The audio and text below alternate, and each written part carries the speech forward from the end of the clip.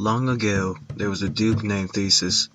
Theseus was a lord and governor of Athens, which was in the land of Femine, and was the most powerful conqueror under the sun. He was married to Hippolyta, who had a sister named Emily. Two wives who were present at the party, in which Theseus was hosting, approached him and wished that their dead husband be buried, rather than be fed to the dogs by Creon, leader of the Thebes. He grants the wish by promising to go to Creon and kicketh thy booty. After the battle between Theseus and Creon, pillagers found two wounded knights, whose names were known as Palamon and Arcite. These two were part of the royal family of Thebes, and were deduced to be cousins. The pillagers brought the two knights to Theseus' tent, and he then sent them to Athens to be imprisoned for life in the tower. Years later, in the garden of the tower, after disobeying orders to stay away from the tower, Emily was picking flowers in the nearby garden. She was then spotted by Palamon, who was at the time pacing in the tower. He instantly cried in joy and love for the female, and then awoke Arcite, who wondered what was going on. After just a few words of compassion, Arcite was convinced that he was talking about the only person to fit the character, Venus, the goddess of beauty. He then looked outside the window and saw Emily, and began to spew the same words of compassion and love as Palamon did. Palamon becomes so enraged that Arcite was also in love with Emily. Palamon expresses that he wishes to win her heart, and that he needs the assistance of Arcite. Arcite refuses the offer, and also expresses his desire to win Emily's heart. They argue for years and years about who will win her heart.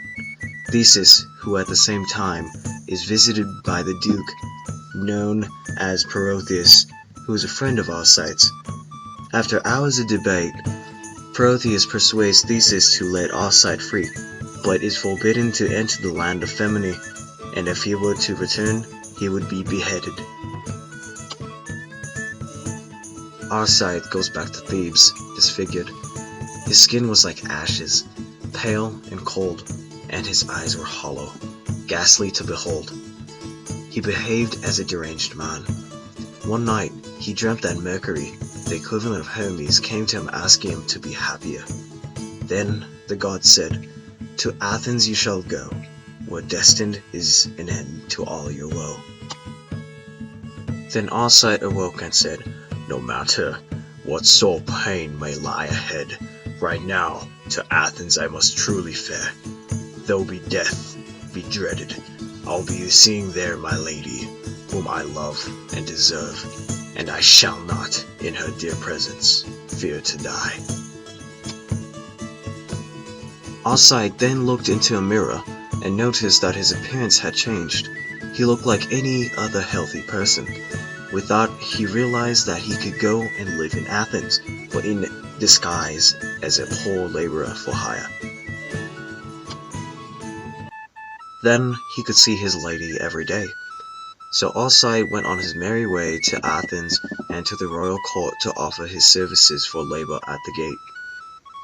Eventually, Arcite got a job with an attendant who lived in the house of Emily. He was determined to serve her rather than the attendant and accomplish any task given to him. He served this way for about 2 years and went by the name of Philostrate. He was loved much more than any other man of equal rank, for he was such noble sort that made quite the name for himself. Arcite's fame soon got the attention of the duke, and thus he was promoted to serve him in his chamber as a squire for 3 years in bliss. But for Palamon, he still remains in the dark and horrid prison for a 7th year, although it was going to be his last. With help from a friend, Palamon had finally escaped captivity by creating a well-mixed honey wine, combined with narcotics and giving it to the jailer to drink, in which would induce a deep sleep that no one could awake. Palamon had set for Thebes to win the lovely Emily as his wife. Coincidentally, after Palamon had arrived at Thebes, Palamon was hidden in a bush where no one could see him, while Arcite was seen at a distance, roaming and singing, but soon feels remorse for leaving Palamon. He reflects on his new life as Philostrate and is saddened by his low status compared to his previous one. Palamon suddenly leaps from the bushes to confront Arcite and says, "Arcite, you false and wicked traitor, you shall not love my lady Emily, for I and I alone shall love her so. I'm Palamon himself, your mortal foe." Arcite, turning around and noticing that it is Palamon, fiercely draws his sword and replied, "By God, who sits above if you were not so sick and crazed with love? And if you had a weapon at your side, you'd not walk from this grove a single stride, for by my hand you would be lying dead. Here is my oath. Tomorrow, without fail, in secret, no one else around, is right here as a night that I'll be found, with arms for you as well, and you be the first to choose the best ones. Leave me for the worst. Some meat and drink tonight I'll bring to you. All that you need, I'll bring some bedding too. And if it be my lady, you shall win and slay me in this wood that we are in. You may as well have her. Nothing more from me." Arcite said as he challenged Palamon. "I agree," Palamon answered. Then the two parted from one another as they thought to themselves of the challenge that lies ahead the next morning. Just before the sun rose, Palamon and Arcite had met at the grove with the supplies that would be used in this fight. They helped each other arm each other first, before crossing swords without any salutation. The two fought with tremendous anger and strife until the blood had run ankle deep. As the two fought mercilessly, the Duke had arrived along with the Queen and Emily on the sidelines, in the skirmish between Palamon and Arcite in the grove. After hearing men talking about the fight, he pulled out his sword and said, "Halt! That will do! No more, on pain of parting with your head. By mighty Mars, he'll be as good as dead who strikes another blow that I may see." Palamon responded right away by saying that they were both deserving to be dead because they were prisoners. Palamon reveals Arcite's disguise and confesses his and Arcite's love for Emily. "The one who's made a fool of you for years. You made him your chief squire from all his peers, and he's in love with Emily. And I, since now has come the day that I shall die, shall plainly here confess, and have it done, that I am the same woeful Palamon who broke out of your prison wickedly. I am your mortal foe. I am he who loves so hotly Emily the Bright. I die for it here in my lady's sight. I therefore ask for death, for it is just.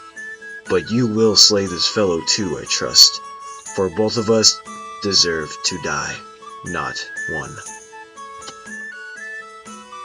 The Queen began to weep, as did Emily and all the ladies in their company. Noticing the men's wounds, the women pleaded to the Duke to have mercy on Palamon and Arcite. The Duke, after contemplating whether to leave Palamon and Arcite, decided that he would forgive and forget about their crimes, that they may be free, but only if they don't threaten the town or anyone. The Duke also states that Emily cannot marry two men at the same time. So to conclude this once and for all, Palamon and Arcite have to bring back 100 knights for the list to represent their rights, so that they might fight to marry Emily. Both the men were overjoyed and gave the Duke many thanks as they took their leave. Theseus began to make accommodations for the tournament and erected an enormous arena towering 60 paces high. It was a true architectural wonder. The impressive theater was accommodated with 3 temples in honors of Mars, god of war, Venus, goddess of love, and Diana, the chaste. The temples were decorated with extravagant art and statues to honor the gods, pleasing Theseus, assuring an impressive event. Many knights accompanied Palamon, each with their own style, but all well armed. Arcite recruited the great king of Thrace, who appeared with noble armor and a chariot pulled by 4 white bulls, as well as 100 soldiers of his own. Arcite entered the city appearing like Mars himself, a true warrior, but Palamon also appeared intimidating and barbaric. Neither side looked shaken by the appearance of the other, and all went to their quarters that night.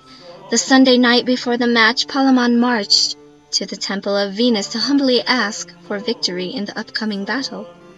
He declared his love for Emily and he made his sacrifice, when suddenly the statue shook as a sign that his prayer was accepted.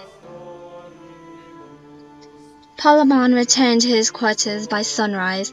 As the sun rose, so did Emily, who hastily scurried to get to the temple of Diana.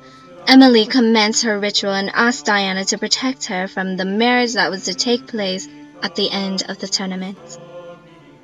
Diana appears in the form of a huntress and denies Emily's request and tells her that she must marry one of her admirers from the arena. An hour later, Arcite goes to the Temple of Mars to ask for a successful battle and commences his ceremony. The fires glow bright and the chambers were awoken by the faint murmur of the words, "Victory." By this grant that conflicted with Venus's wishes, the 2 gods were at stalemate, and the 2 gods bickered in the heavens as to whom the victor was to be. Saturn appears in his old age with wisdom and might, giving him authority over the other gods. He tells his daughter Venus that his word is final and that Palamon will have Emily, and that leaves Venus and Mars. The festival in Athens was breathtaking, and not a single creature dare not joust or dance that evening. The morning began with the clattering sound of armor as hundreds of knights filled the city to prepare for the jousting tournament. Many noble steeds engulfed themselves with golden bridles of hay as the armor was prepared for battle by the knights and squires. Theseus finally awoke in his chambers and then awaited at his magnificent throne like a god. As he awaited the arrival of the 2 rival knights, Palamon and Arcite, the Lord Duke came to the Theseus, claiming that noble blood should not be spilled and that the battle will cease the pain of death. Theseus agreed to these terms and soon announced the tournament underway. The chanting of spectators reached the heavens and shook the stadium walls. Theseus and his queen sat back in the chairs as Emily and other women do in their row. The horn blows and the gates open as Palamon enters from the east and Arcite from the west, appearing as equals on opposing ends of the arena. As all their names have been read, and the herald began the fight. As knights were spearheaded off their steeds and lances clashed against shields and soldiers of opposing armies. The battle was exciting and ongoing as neither side gave in. As the battle continued, Arcite seized a golden opportunity and captured Palamon and Emily's heart.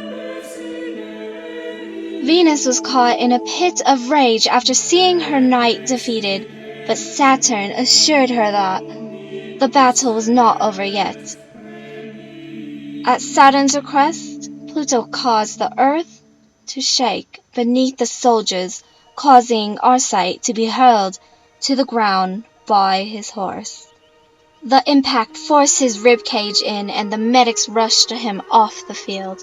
The festival was held at the end of the match, and Theseus declares that Arcite does not deserve to die, to reassure a concerned Emily and Palamon. Emily and Palamon are summoned to see Arcite as he breathes his last breaths. Arcite gives Palamon his blessing and tells Emily how great he is as a man, a cousin, and a friend Palamon was. After concluding his speech, Palamon takes Emily in marriage, live happily for the rest of their lives.